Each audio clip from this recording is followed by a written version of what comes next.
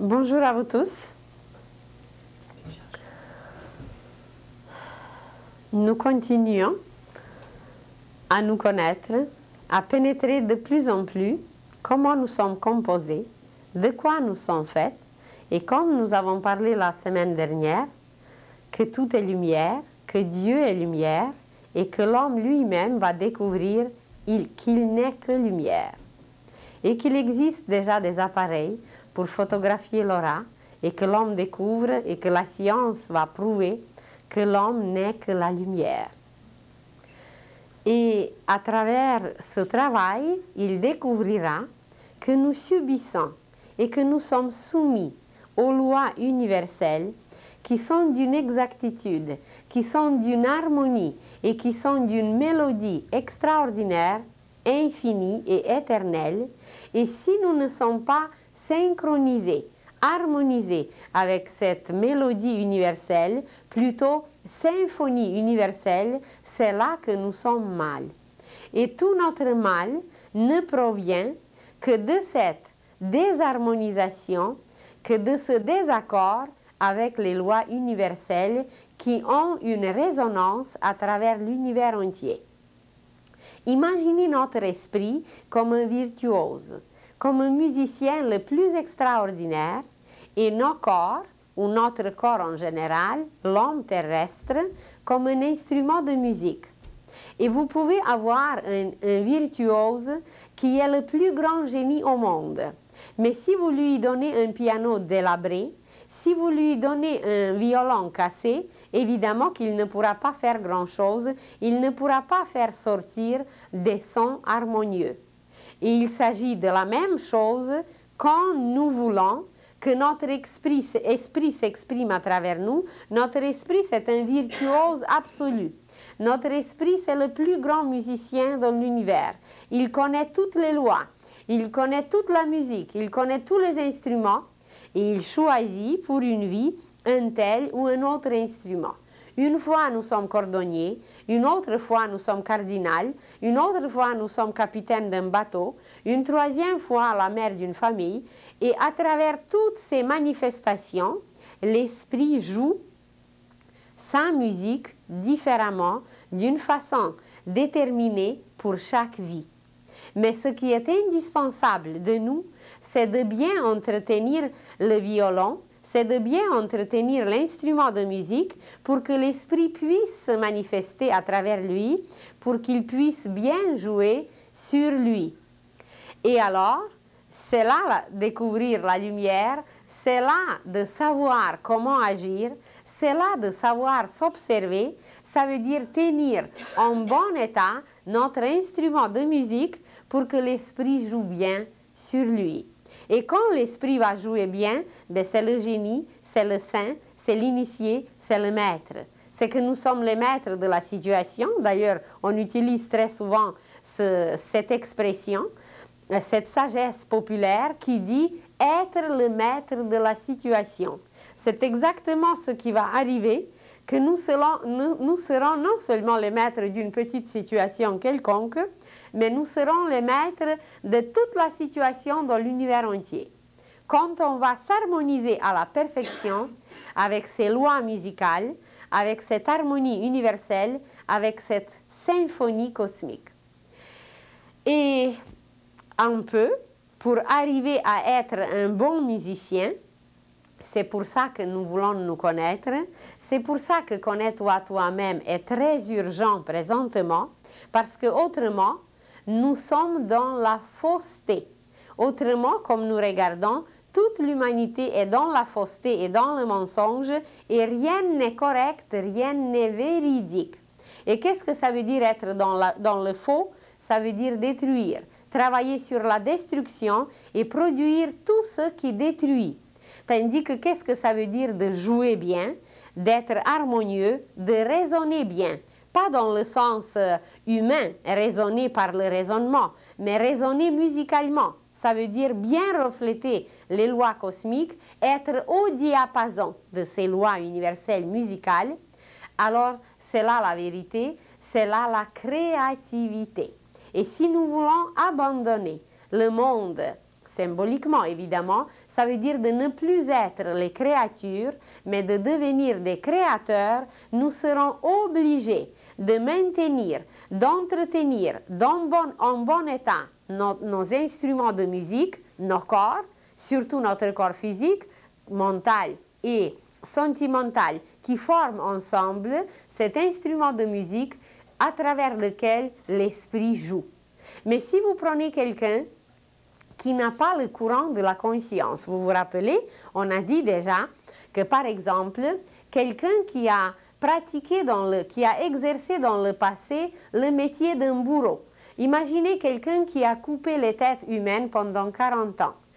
Imaginez comment ça a dû brusquer, comment ça a dû déranger son courant de la conscience qui est dans le cerveau, qui est enraciné dans le cerveau. C'est que dans une prochaine incarnation ou dans quelques incarnations, cet être ne pourra pas avoir le courant de la conscience correct. Et aujourd'hui, nous appelons ce dérangement dans le courant de la conscience une maladie mentale. Et dans un tel cas, dans le cas de la maladie mentale, qu'est-ce qu'il arrive? C'est que l'esprit, ou l'âme si vous voulez, parce que l'esprit, c'est une lumière tellement intense qu'il pourrait mettre la matière impure, la détruire complètement, la désintégrer. Alors l'esprit se fait une extension, comme nous avons les extensions sur les fils électriques ou autres, et cette extension, c'est l'âme. Et cette extension pénètre en nous comme une lumière blanche, et c'est cette âme qui nous dirige. Mais alors, c'est l'esprit quand même qui régit tout. Et si quelqu'un qui a pratiqué un tel métier, si ce courant de la conscience était trop dérangé, c'est que l'esprit qui est tout omniscient, qui est omniprésent et qui est omnipotent, il ne peut pas jouer parce que le violon est délabré. Ça veut dire que les cordes ne sont pas en ordre, les cordes sont ou cassées ou abîmées, surtout abîmées dans un tel cas, parce que le courant de la conscience est là, mais il est abîmé qu'on ne peut pas jouer sur lui. Quand vous avez un violon avec les cordes, et si les cordes sont abîmées, eh bien, ou il n'y aura aucun son qui va sortir, ou les sons seront faux. Alors, qu'est-ce qu'il arrive aujourd'hui? C'est que nous, premièrement, nous ne sommes même pas au courant que nous avons un professeur, que nous avons une maîtresse. Notre professeur, c'est notre esprit, et notre maîtresse, c'est notre âme. Et que c'est eux qui jouent sur nous. Et à nous, c'est de se soumettre et de les obéir. Mais qu'est-ce qui est arrivé? Ce qui est arrivé, c'est la conscience humaine. Vous vous rappelez déjà, on a eu même écrit sur une feuille, conscience, ça veut dire C-O-N, le préfixe qui veut dire avec, plus science. C'est une science intérieure. Avoir conscience de quelque chose, c'est se rendre compte. Alors, il y a des choses que nous nous rendons compte que c'est là, mais ce sont les choses seulement extérieures. Parce que notre conscience, à partir de l'époque lémurienne, elle est descendue de plus en plus dans la matière, elle s'est extériorisée de la maison paternelle, ça veut dire du monde spirituel. Nous sommes descendus dans la matière et là, nous sommes dans cette conscience limitée, emprisonnée et nous ne voyons pas grand-chose. Et quand on a parlé de la clairvoyance, vous vous rappelez qu'on s'est dit qu'un lien intérieur, une perception intérieure qui nous permettait jadis, on s'approchait d'une rivière et sans la toucher, sans mettre le pied dedans, on savait comment était l'eau, si l'eau était froide, chaude ou tiède. On s'approchait d'un arbre et nos yeux n'étaient pas encore ouverts et notre toucher n'était pas encore développé. On ne pouvait rien sentir par les doigts, mais en s'approchant seulement d'un arbre, on recevait ces vibrations, on communiquait avec les petits esprits de la nature qui travaillaient dedans et on savait, tout simplement par les vibrations, si son écorce était rugueuse ou si elle était plus fine.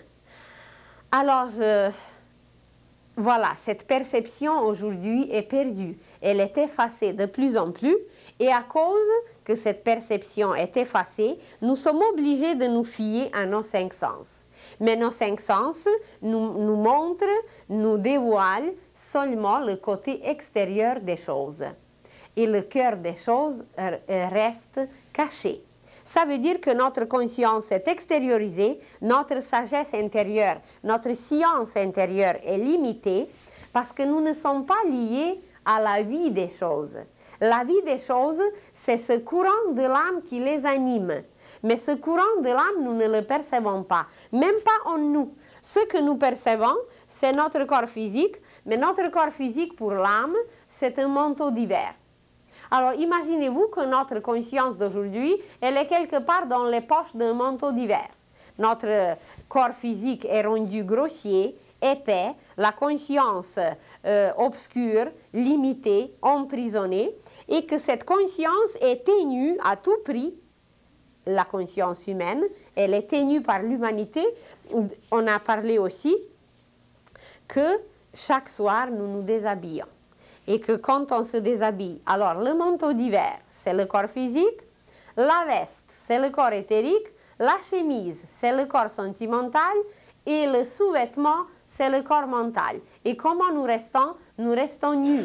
Et qu'est-ce que ça veut dire rester nu? Ça veut dire se purifier par la suite, prendre la douche et pouvoir communier avec l'âme. Même pas communiquer, mais communier. Par la méditation, par la contemplation, par l'identification, par la concentration, par tout ce travail merveilleux, s'unir à l'âme et recevoir les merveilles, les mystères, les connaissances, la vérité d'elle. Mais nous faisons ce travail, nous nous déshabillons, les vêtements sont là, mais nous ne connaissons pas leur symbolisme. Parce que même le vêtement que nous devons animer, quand nous le prenons sur nous, le vêtement devient vivant. Parce que notre aura le traverse. Et vous savez très bien qu'un jour, vous ne pouvez pas supporter une chemise ou une blouse. Pourquoi? Parce que ça ne correspond pas avec quelque chose dans notre aura d'un tel jour. Et vous êtes obligé d'enlever votre chemise, d'enlever votre blouse et de changer de couleur et de prendre une autre robe, un autre vêtement. C'est que nous les animons, nous les vivifions. Alors, la conscience est descendue aujourd'hui et elle se trouve dans le vêtement de l'âme. Le vêtement de l'âme, c'est le corps physique. Le vêtement de l'âme, c'est le corps mental. Le vêtement de l'âme, c'est le corps sentimental. Et notre science intérieure, elle n'est pas dans l'âme qui est la vie, qui souffle la vie, qui nous anime, elle est dans le corps. Regardez comment on se comporte, nous. Et que ce que je vous dis, c'est vrai. Si ce n'était pas vrai, nous garderons nos morts, puisque c'est le corps physique. Et quand l'âme se retire, vous dites, l'âme a rendu quoi? Comment on dit, Françoise? L'âme a rendu... On a rendu son âme? Alors, c'est qu'on a rendu, elle est partie, l'âme, elle est partie, mais est-ce qu'on garde le corps physique? Eh bien, on les enterre. On ne les garde pas. Ça veut dire que la vie qui animait ce corps, quand la vie se retire, eh bien, le corps, on n'a plus besoin. Exactement, quand l'hiver se retire, le froid se retire, mais vous n'avez plus besoin de votre manteau d'hiver et vous l'arrangez ou vous le jetez s'il est vieux. Mais c'est exactement la même chose que l'âme fait.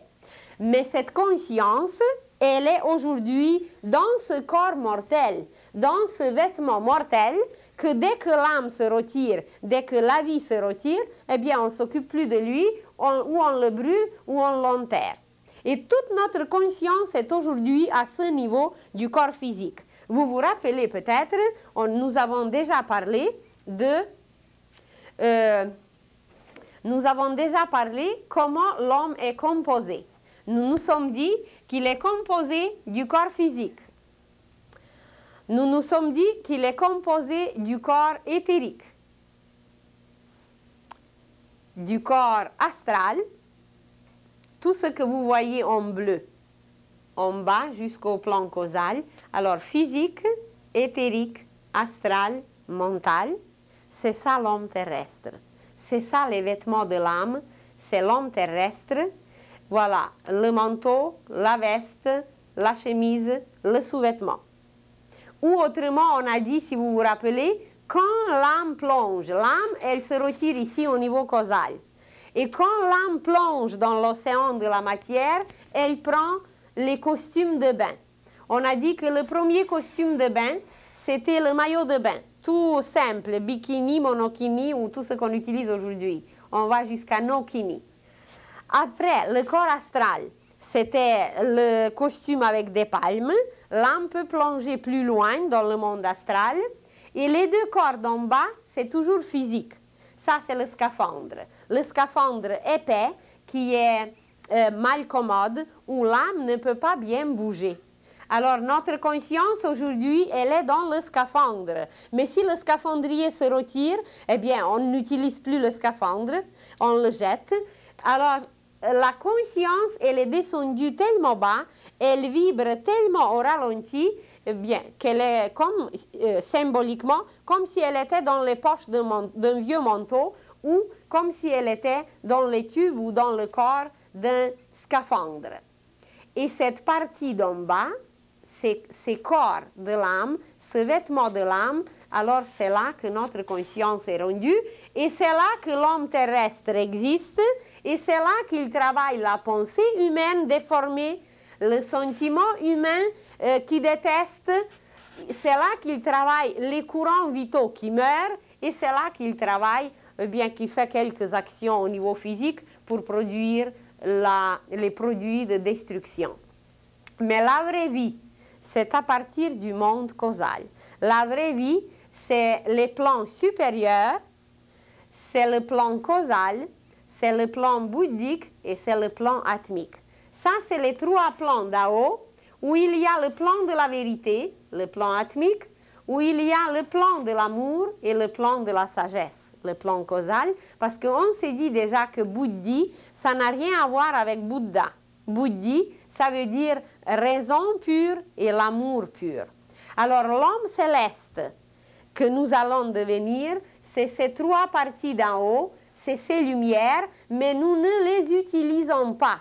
Imaginez que vous avez dans votre tiroir la laine la plus pure. Vous dites pure laine, c'est ça? Alors vous avez cette pure laine chez vous, mais vous ne l'utilisez pas, vous ne tricotez pas, vous ne tissez pas. Alors si vous ne tissez pas, eh bien, cette laine n'est pas utilisée. Ou une autre image, vous imaginez que c'est le grenier. Et que dans ce grenier en haut, vous avez la sémence en or. Mais cette sémence, si vous ne l'utilisez pas, vous n'avez pas de pain. Vous ne sémez pas et vous n'avez pas de blé. Et vous n'avez pas de pain parce que ça reste stérile. Alors, les lumières sont là, les lumières sont dans l'air, les lumières sont dans le plexus, les lumières sont dans les chakras, les lumières sont partout, mais nous ne les utilisons pas. C'est ça qui est la cause de tous nos malheurs. C'est que nous n'utilisons pas ces matières lumineuses. Pourquoi? Pour tisser les vêtements nouveaux. Quand nous allons commencer à tisser les vêtements nouveaux, eh bien, on aura des lumières, on aura des vêtements que le ciel entier va s'émerveiller, comment ils sont beaux, comment ils sont extraordinaires, mais pour l'instant, on ne le fait pas. La laine pure est là, la lumière pure est là, la sémence pure est là, mais on ne les utilise pas. Et alors, de nouveau, cette partie d'en bas, cet homme terrestre qui est composé des actions, des sentiments et des pensées, il représente l'homme terrestre qui meurt, évidemment, et qui s'appelle, dans le langage initiatique, personnalité. Notre mental, nos sentiments et nos actions ensemble forment la personnalité. Et si nous regardons dans le dictionnaire, qu'est-ce que ça veut dire persona? Persona, ça veut dire masque, du grec, qui veut dire masque. Et c'est exactement ce qui arrive, c'est que l'âme, quand elle s'incarne dans la matière, quand elle arrive dans l'école terrestre, c'est comme si elle prenait un masque, parce qu'elle vient jouer un rôle. Elle vient apprendre à travers un rôle. Et que voilà, une fois, elle va venir comme un professeur, une autre fois, elle va venir comme un musicien, une troisième fois comme un architecte, une quatrième fois comme un moine, etc. et chaque fois, elle va prendre un autre masque. Elle va prendre un autre visage, elle va jouer une autre persona. Persona, masque. Donc, notre conscience aujourd'hui, elle ne se trouve pas en artiste, chez l'artiste, dans l'artiste, mais notre conscience se trouve dans le masque. Et si vous étudiez l'histoire, à l'époque de Shakespeare, les acteurs qui venaient jouer sur la scène, ils ne se montraient pas tel qu'il était, mais ils prenaient un masque vrai, et ce masque était extrêmement fin. C'était fait selon leur visage, mais ils se couvraient d'un masque. Tandis que si vous regardez aujourd'hui des masques qu'on expose dans les vitrines, c'est des horreurs. C'est que les enfants ne peuvent plus dormir après dès qu'ils ont vu un masque d'aujourd'hui. Mais jadis, les masques étaient raffinés, les masques étaient beaucoup mieux faits. Et alors, la conscience humaine aujourd'hui est descendu dans le masque. C'est pas l'acteur, c'est pas le joueur qui décide quelque chose, c'est le masque qui décide, c'est le manteau qui décide, c'est le scaphandre qui décide. Ça veut dire cette personne, ce masque qui est animé par l'âme, et dès que l'âme se retire, ça devient le cadavre. Alors le cadavre animé, c'est là que notre conscience se trouve aujourd'hui. Et dans le langage initiatique, on l'appelle la personnalité. Et qu'est-ce qu'elle fait, cette chère personnalité? Eh bien, c'est elle qui fausse. Puisque c'est le musicien qui doit donner le ton, puisque c'est le virtuose, ça veut dire l'esprit, qui doit nous donner le vrai ton, parce que c'est lui qui connaît les lois universelles de la musique et de la symphonie universelle, et comme la conscience, elle s'est éloignée, elle s'est éloignée, elle s'est éloignée de plus en plus dans ce vêtement de l'âme qui est animé seulement par elle, c'est qu'elle n'a pas celui qui donne le ton exact, qui donne le son exact, donc elle est dans le faux, elle est dans la fausseté, elle est dans le mensonge, elle est dans les ténèbres. Ça veut dire elle n'est pas dans la lumière, elle n'est pas dans la loi universelle, elle est dans le faux. Et regardons l'humanité entière où nous nous trouvons aujourd'hui. Qu'est-ce que ça veut dire faux? Ça veut dire destruction. Et qu'est-ce que ça veut dire vrai? Ça veut dire création. Même pas construction. Parce que si nous construisons quelque chose, ça subit la loi des cycles. Et par la loi des cycles, la construction est détruite. Mais si nous sommes dans la création, eh bien, ça c'est tout à fait une autre affaire. Nous sommes capables de créer des œuvres universelles et éternelles. Alors, où est notre conscience aujourd'hui? Elle est dans la personnalité, qui est cette partie terrestre de l'homme. Elle est dans la personnalité, elle est dans le masque. La personnalité, c'est cette partie que vous voyez en bleu, c'est cette partie qui représente l'homme terrestre. Et c'est la personnalité qui fausse. Et les maîtres l'appellent la servante. Et vous prenez n'importe quelle histoire pour les enfants. Et vous prenez n'importe quel mythe. Et vous prenez n'importe quel conte. Vous allez partout trouver une servante et une princesse. Et c'est exactement la même chose en nous. Cette personnalité qui fausse. Cette personnalité qui ne peut pas avoir sa tonalité juste parce que ce n'est pas elle la vie.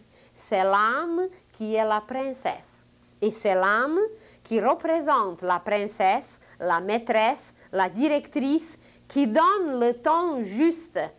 Mais nous ne savons pas l'écouter. Nous ne sommes même pas au courant qu'elle nous habite, qu'elle est dans la maison. Et on nous a dit, ne savez-vous pas que vous êtes le temple de Dieu et que l'Esprit de Dieu vous habite?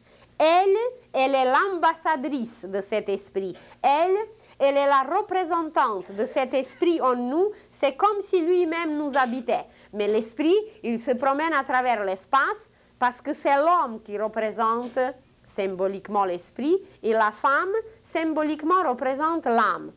Alors, la femme, elle est à la maison. elle s'occupe de la maison, elle s'occupe du ménage, elle s'occupe d'élever les enfants parce qu'elle est l'âme de la maison. L'âme, femme, flamme, etc. Tandis que l'homme qui représente l'esprit, eh bien, il parcourt l'univers, il doit gagner la vie, il doit apporter la lumière, etc. L'argent, l'or, c'est la lumière, symboliquement. Alors, qui nous régit? Qui nous donne la tonalité juste? Qui nous permet de vivre dans la vérité? Eh bien, c'est cette maîtresse, c'est cette princesse qui est en nous et qui est éduquée. Bien, c'est une éducation royale, c'est une éducation divine et elle est tellement délicate et elle est tellement bien élevée et elle est tellement fine qu'elle ne nous brusque jamais. C'est pour ça qu'elle nous laisse libres. Et elle se dit, eh bien, vas-y ma chère servante, tu vas te cogner le nez, tu vas te tromper dans la boue et tu vas apprendre un jour qu'il faut m'obéir. Elle nous laisse toujours libres parce qu'elle agit d'après cette loi divine qui est la magie blanche et qu'elle est blanche, cette princesse.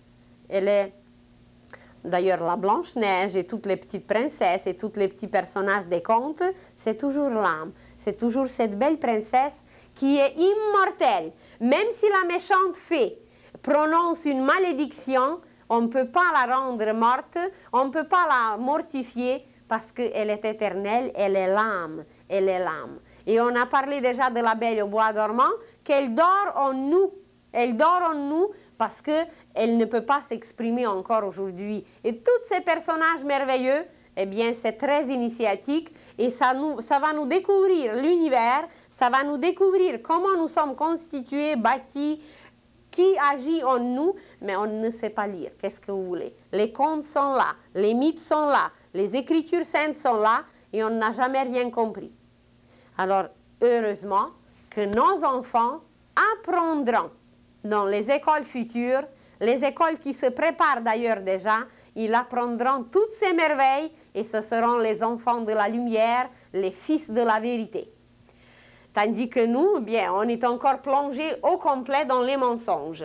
Parce que cette personnalité qui régit le monde aujourd'hui, cette servante qui est en nous, ces matières, elles sont nécessaires, évidemment. Elles sont très utiles. Comme une servante dans une maison, elle est très utile. Mais qu'est-ce qu'elle doit faire? C'est obéir à la princesse, à la maîtresse. Parce que si elle désobéit, mais tout est défait. Tout est faux, tout est mal joué. Ça veut dire désharmonieux, ça veut dire désaccordé. Et pourquoi l'humanité entière est désaccordée? Eh bien parce qu'elle s'est coupée. Elle ne veut pas admettre que cette princesse est dedans, qu'on est habité par l'âme. Vous avez même des mouvements spirituels, soi-disant spirituels, qui vont vous raconter des bêtises et des histoires que l'âme n'existe pas. Eh bien, quand leur âme va se retirer d'eux, eh bien, qu'ils animent leur cadavre et qu'ils vivent à travers leur cadavre si l'âme n'existe pas. Alors, arriver jusqu'à une bêtise pareille, à un aveuglement pareil, c'est que vraiment, cette conscience, cette science intérieure est descendue tellement bas et elle est tellement au ralenti que voilà, il n'y a plus rien à faire, on ne voit absolument rien et on vit dans le mensonge et c'est ça cette fausseté. Et qu'est-ce que fait chaque action? Imaginez que quand même pendant nos journées, pendant nos nuits même, nous accomplissons sans cesse quelque chose. Et chacun de nos gestes qui n'est pas véridique, qui est faux, ça veut dire qu'il n'est pas régi par l'âme, mais qui est régi par cette personnalité.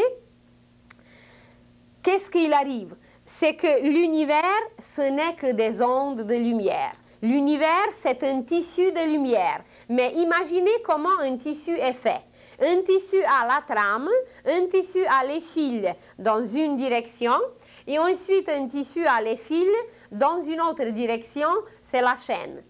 Et si nous, un être humain, nous sommes quelque part dans ce tissu et nous touchons, nous représentons un fil. Mais ce fil, il va d'un bout de l'univers à l'autre. Si nous touchons ce fil et par chacun de nos gestes, nous émettons des vibrations, nous émettons des ondes et des ondes multicolores et des ondes multisonores. Et ces ondes se propagent à travers ce fil.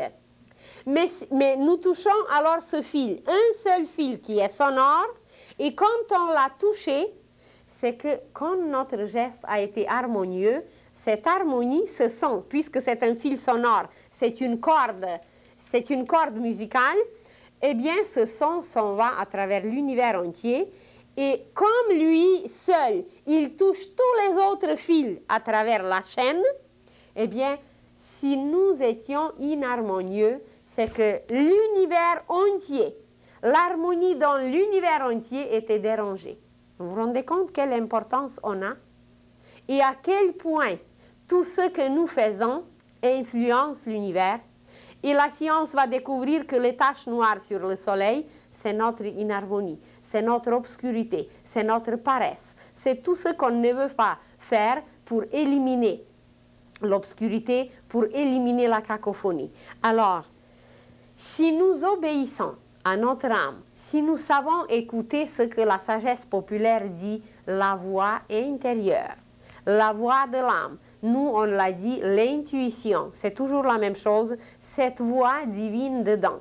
Si nous ne savons pas l'écouter, c'est que nos gestes seront inharmonieux, nos actions seront destructives, nos pensées seront négatives et nos sentiments seront remplis de haine. Et qu'est-ce qu'il arrive? On dérange sans cesse l'harmonie dans l'univers entier. Jésus a dit, « Si je suis venu juste pour une âme, pour l'amener vers la lumière, ma venue est justifiée. » Vous vous rendez compte?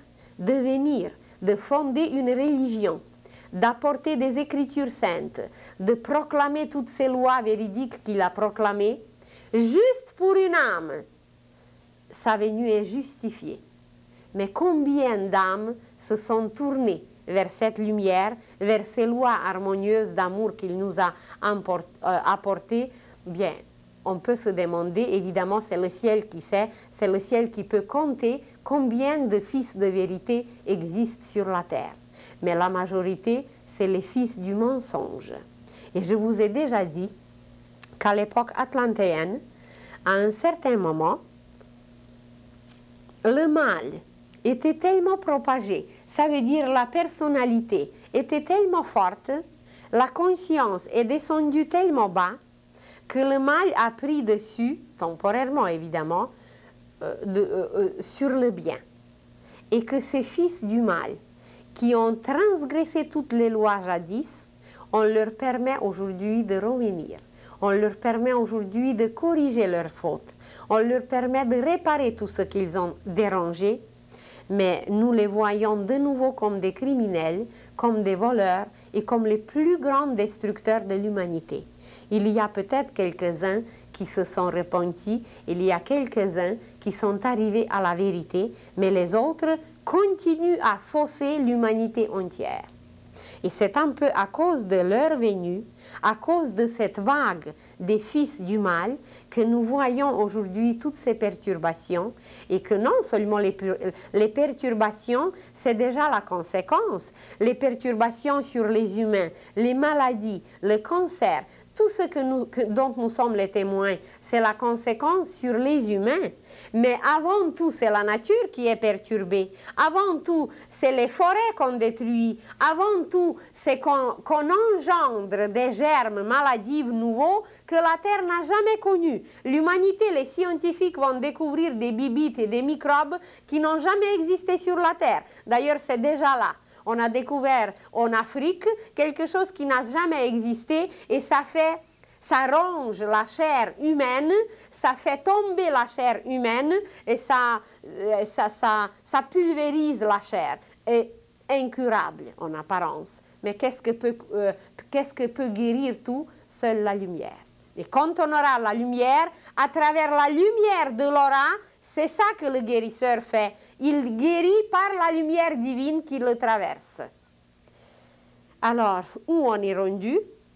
Eh bien, nous sommes rendus au degré de ce masque, de cette persona, qui est le vêtement de l'âme. Le vêtement est indispensable, c'est comme les gants. Si vous voulez faire quelque chose où on ne peut pas toucher par la peau directement, on prend les gants, on prend un outil. Alors, c'est très bien les outils. On a des couteaux. Mais avec un couteau, vous pouvez couper le pain, vous pouvez utiliser très bien un couteau, mais vous pouvez tuer un homme aussi.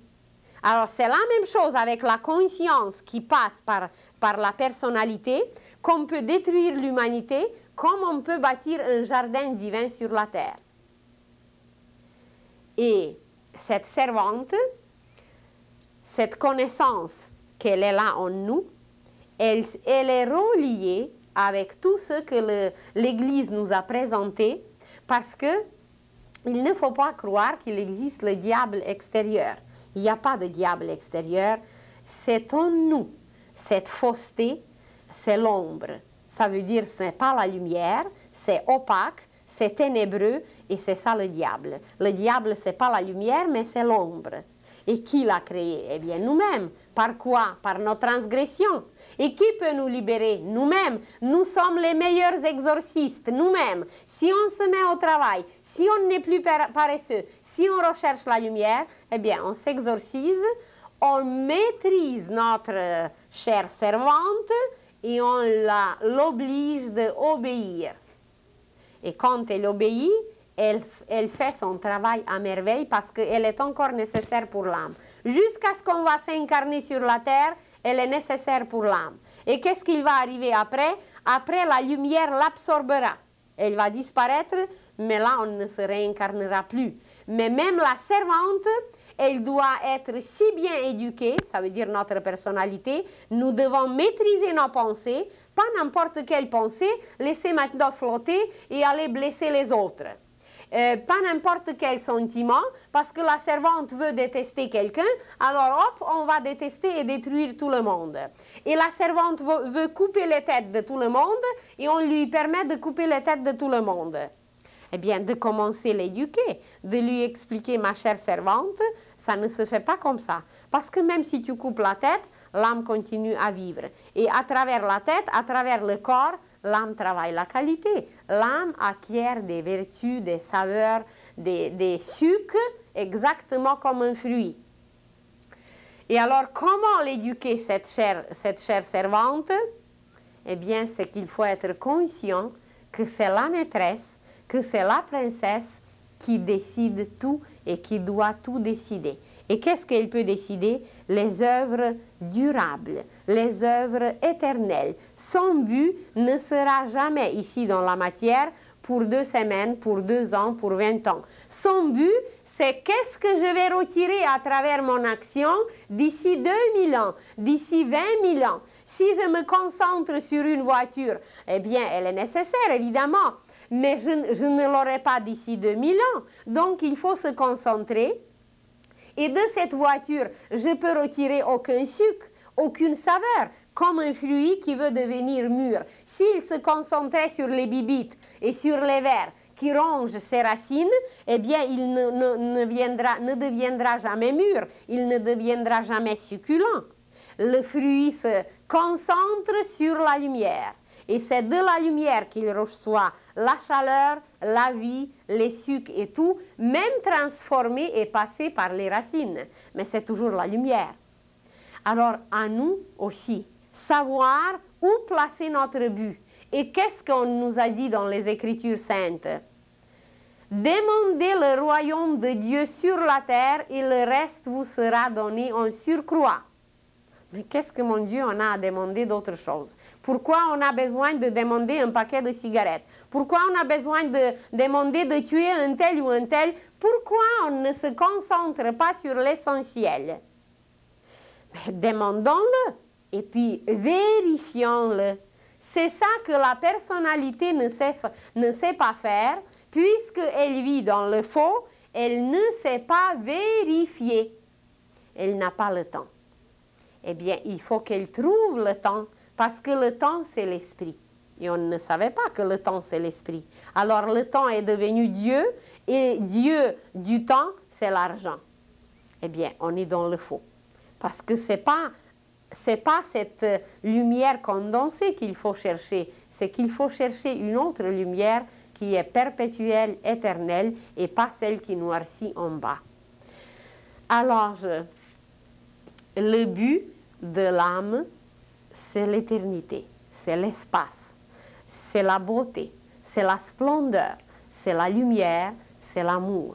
Et si nous plaçons notre but en haut, et si nous commençons à travailler avec ce but, c'est que nous devenons immédiatement, aujourd'hui même, comme un fruit qui veut devenir mûr.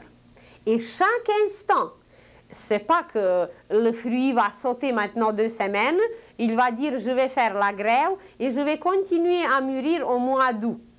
Non. Chaque instant, il y a les rayons solaires, il y a les influences lunaires, il y a les influences planétaires qui le remplissent des sucres, qui le remplissent des qualités. Et je ne me rappelle plus si on en a parlé, que chaque planète exprime même une qualité de fruit. Par exemple, tout ce qui est acide, c'est Mercure. Tout ce qui est salé, c'est Soleil. Tout ce qui est sucré, c'est la Vénus. Tout ce qui est amer, c'est Saturne. Alors, qu'est-ce que vous voulez de plus? Au moins d'être ce figuier qui veut donner ses figues sans cesse.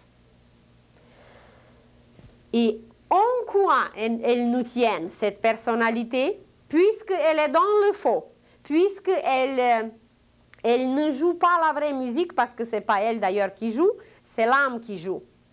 Puisqu'elle ne mûrit pas, puisqu'elle est toujours amère, toujours mécontente, toujours acide, alors c'est à nous de se rendre compte et de se dire, eh bien, puisque je suis habitée par cette princesse, mais il faut que j'apprenne à l'écouter.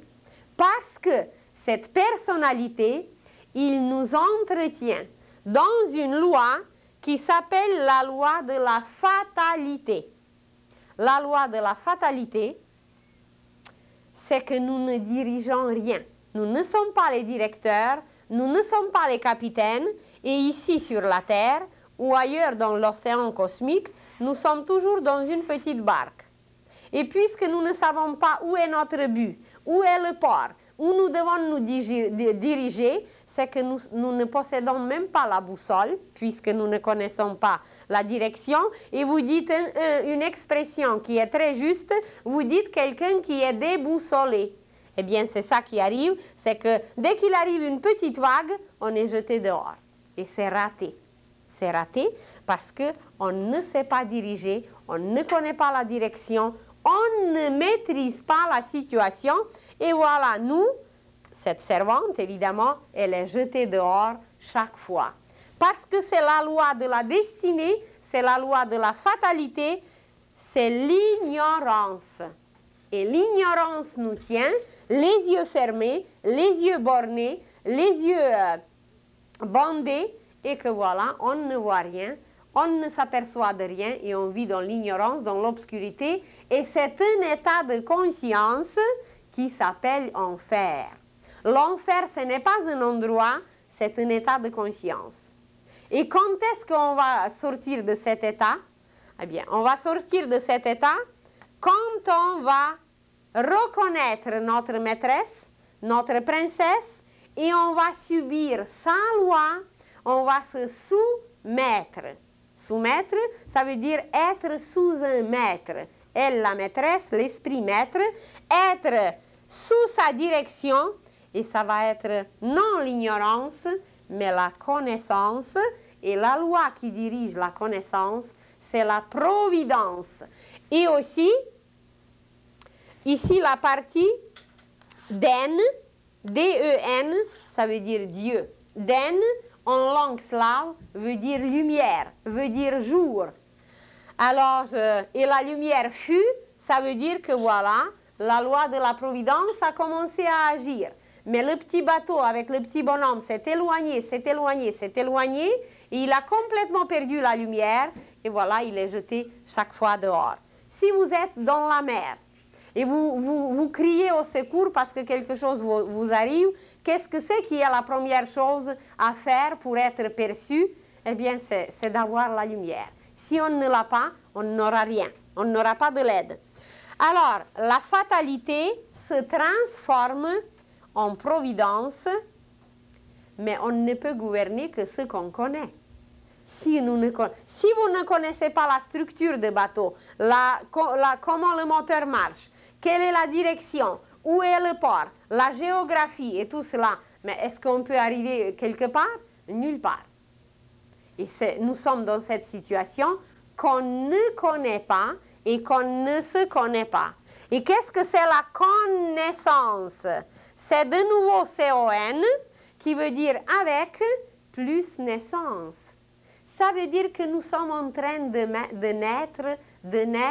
naître sans cesse. Et qu'est-ce que c'est une naissance perpétuelle? Ben, c'est une résurrection à l'infini, c'est une vie perpétuelle, c'est une vie éternelle. Et s'il y a déjà des êtres humains que nous appelons aujourd'hui initiés et maîtres, qui sont arrivés à immortalité, mais pourquoi pas nous? Pourquoi nous rester constamment dans cette ignorance et de se laisser jeter dehors sans cesse au lieu de se décider aujourd'hui même, je place mon but en haut, j'écoute les Écritures puisqu'elles étaient écrites par les hommes comme même de connaissance, par les hommes peut-être qui ont passé par cette naissance, parce que faire naître Christ en nous, eh bien, c'est une naissance aussi. Et pourquoi on nous a prédit la deuxième venue du Christ? Croyez-vous qu'il va naître encore dans une crèche? Mais peut-être notre cœur, c'est une crèche. Peut-être la crèche symbolise seulement notre cœur. Alors c'est là qu'il faut lui préparer aujourd'hui la place, c'est dans notre cœur, parce qu'il ne viendra plus extérieurement, il viendra du dedans. Il va naître dedans. Et dans la science initiatique, cette deuxième venue du Christ s'appelle la deuxième naissance. Et avec la deuxième naissance, nous pouvons y arriver seulement par la connaissance. Connais-toi toi-même et tu connaîtras l'univers entier. Et la connaissance, c'est la providence, ça veut dire la loi de Dieu. Seden, ici, vie, c'est voir, vie, c'est aussi lumière. Il existe un mot slave qui veut dire videli. Ça veut dire vu, voir. Videlinata, ça veut dire lumière éternelle du soleil spirituel. Voyez, c'est là, dedans cette lumière. Mais il faut se soumettre à la loi de la providence. Il faut obéir à l'âme. Et comment l'écouter? On l'a dit déjà, par la voie de l'intuition. Et quand nous avons parlé de la mort, vous vous rappelez, on s'est dit que 48 heures après la mort sont extrêmement importantes parce que c'est là que l'âme regarde les images de la vie passée. Elle prend la petite bobine qui est dans le cœur et elle la déroule dans le sens inverse pour regarder et pour classer, surtout classer. Elle va se dire, ça a été bien fait, ça a été mal fait, ça c'est à corriger et ça ne jamais plus répéter. Et par ce classement, elle tisse le fil qui s'appelle le fil de l'intuition.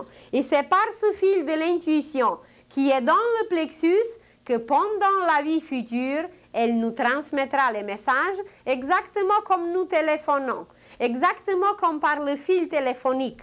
On transmet les messages, l'âme nous téléphone et on s'approche des drogues et elle va nous dire « Mon cher, ne touche pas à ça parce que tu vas te détruire. » On s'approche de la boisson, elle va dire « Mon cher, tu as déjà goûté, tu étais déjà ivrogne, ne touche plus parce que ta santé va dégringoler et que voilà, je ne peux plus jouer à travers toi. Tu ne pourras plus connaître des merveilles. » Et celui qui sait écouter, je vous assure, j'ai connu dans ma vie des êtres comme ça, il n'a jamais touché.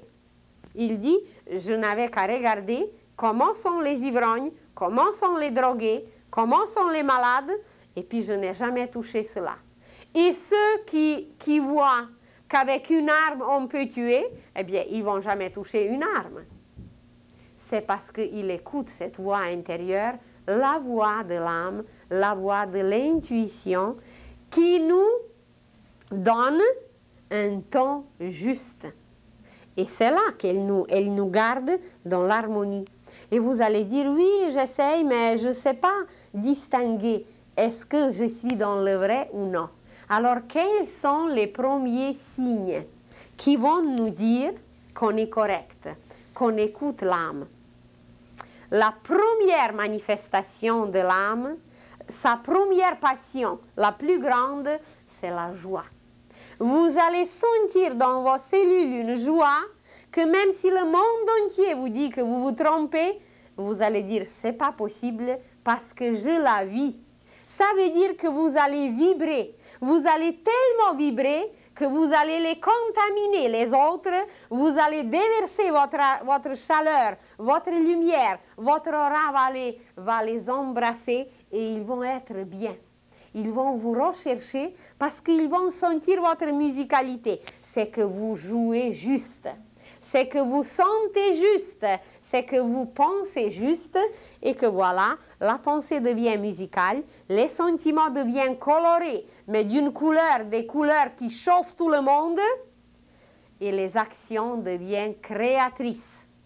Alors, quelle est la première preuve que personne au monde ne pourra vous l'enlever? C'est la joie. La joie qui va vibrer dans vos cellules et que vous ressentez, par exemple, vous avez faim.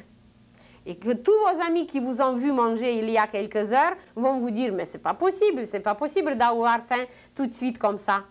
Mais personne au monde ne pourra vous convaincre que c'est le contraire parce que vous la sentez ou vous avez soif. Mais c'est la même chose, seulement ça, c'est les sentiments encore plus physiologiques. Mais pour la vraie joie de l'âme,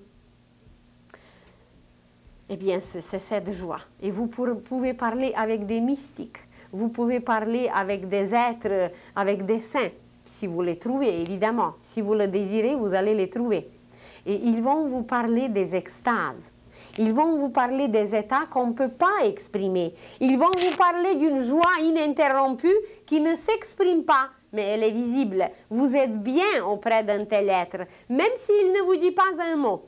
Même s'il a les yeux fermés, vous vous sentez bien, vous êtes chauffé.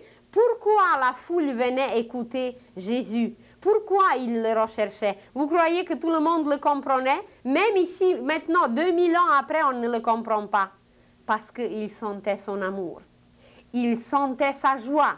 Il était bien dans son aura. C'est son aura qu'il recherchait. Ce n'est pas la parole, parce que sa parole, même jusqu'à aujourd'hui, eh bien, on n'a pas compris grand-chose. Qu'est-ce qu'il recherche, ces êtres qui meurent, qui sont les lépreux chez Mère Teresa? Elle n'est pas grande, elle est toute menue, toute petite.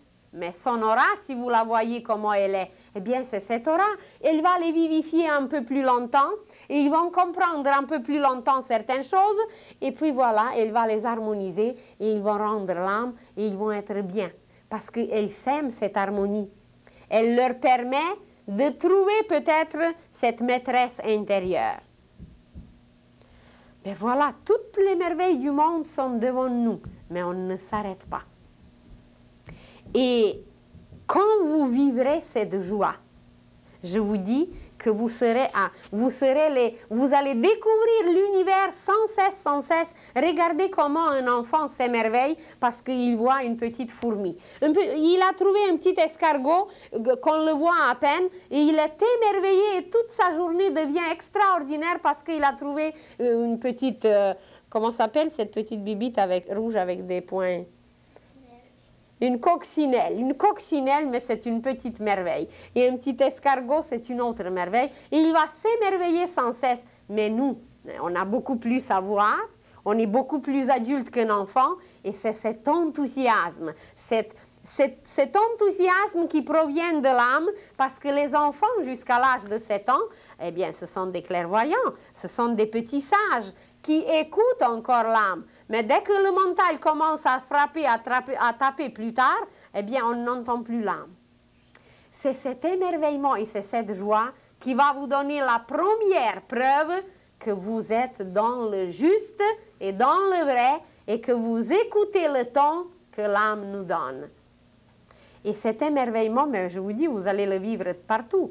Peut-être, je ne sais pas si on va continuer l'année prochaine, Mais il y a le visage de l'homme à découvrir. C'est d'une science infinie. Vous avez l'œil, c'est l'univers. Vous avez le nez, c'est un autre univers. Vous avez le menton. Vous avez la forme de l'oreille. Mais c'est des merveilles et des merveilles à découvrir. Vous rencontrez quelqu'un dans la rue qui a le nez large. Le nez large, ça symbolise l'amour. Et le nez long, ça symbolise l'intellect. Alors, vous avez immédiatement l'indication pour la journée. Sur quoi travailler et vous vous amusez parce que c'est plaisant. C'est un travail spirituel, mais c'est un travail, c'est une joie tout simplement. C'est même pas les plaisirs, c'est une joie. Et vous sortez dans la rue et vous voyez des inscriptions. Mais vous ne vous arrêtez pas. Qu'est-ce que disent ces inscriptions? Vous voyez Monsieur la bonté. Mais voilà le mantra pour la journée. Et vous voyez un autre jour Monsieur raté. Mais faites attention parce que ce qui va arriver pendant la journée, c'est que votre volonté n'est pas au point et ça peut devenir une journée ratée. Et c'était inscrit devant vous et puis personne ne s'aperçoit. Et c'est plein de signes et de messages, mais sans cesse, et de cadeaux, mais de cadeaux innombrables. Et puis on n'est rien, on est ennuyé et on veut tuer le temps.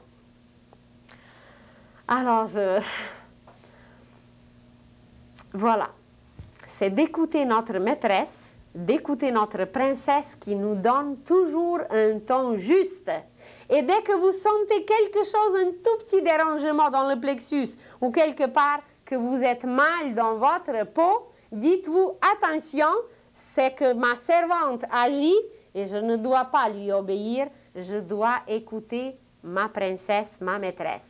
Et le lendemain, vous écoutez de nouveau le matin. Et après-demain, de nouveau, jusqu'à ce que vous vous sentez bien et vous êtes en joie, mais dans une joie divine.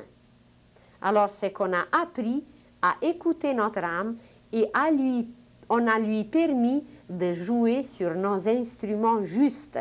Et quand il va jouer juste, eh bien, c'est ça la joie. Regardez un musicien, comment il est joyeux quand il joue juste, quand il donne un concert merveilleux. Alors, observez-vous un peu, regardez autour de vous un peu. Par l'observation, on peut éduquer l'âme. On peut éduquer la personnalité et on peut la rendre une bonne servante de l'âme. Observez très bien et retirez chaque fois une conclusion. Qui parle en moi? Qui me pousse à agir? Est-ce que cette tonalité est juste ou non? Et s'il y a quelque chose indécis, hésitant, dérangeant, eh bien c'est qu'on est dans le faux. Alors, qui on doit écouter?